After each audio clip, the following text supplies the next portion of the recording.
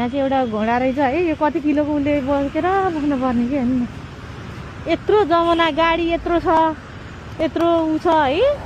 यस्तो घना यो सहरभित्र। अब यो एउटा यो गधा हो कि घोडा हो।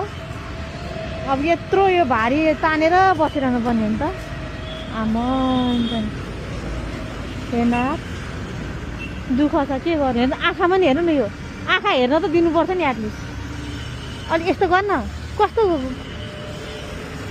आँखा नि हेर्न नदिए हेर्नु नि। यो आँखा त हेर्ने बनाइदिन न यसलाई, पखाइदिनु। अब आँखा हेर्ने बनाइदिन्छु।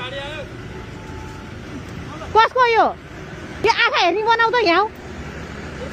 यो आँखा किन यस्तो हो? यो बन्द गरेर डराउँछ के जब यताबाट गाडी आउँछ डराइहाल्छ त्यही भएर।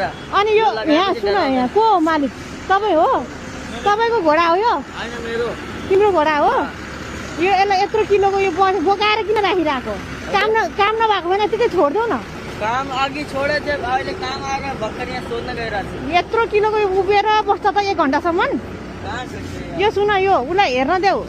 यो हेरेपछि डराइहाल्छ के? कता अरू बेला त किन डराउँदैन? डराइहाल्छ यो। यस्तो हुँदैन नि कान्छ। यस्तो यस्तो गरिदेऊ। यस्तो यस्तो हेर्न देऊ उसलाई। यस्तो हो, यस्तो डराइहाल्छ यो। यस्तो हेर्न देऊ उसलाई। खोइ डरायो गाडी आयो, डरायो त? डराएन नि हो। तिमी जस्तो बच्चा हो नि त्यस्तै बच्चा हो यो प्राणी पनि, बुझ्यौ? कति वर्ष लाग्यो? म अहिले 15। यो कति वर्ष भयो? तिमीभन्दा भाइ होला यो। ऊ तिमीलाई पिट्यो उसले, देखाऊ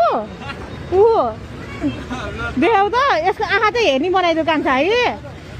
ल आँखा हेर्ने बनाइदियो प्रभु नाथ। ल नाम के उसको? त्यसको नाम केही छैन। नाम राखिदेऊ है। आँखा चाहिँ यस्तो हेर्ने बनाइदियो है। हो आइस नमस्ते। अनि यो आँखा हेर्ने चाहिँ बनाऊ कान्छा है। कति कमायो आज?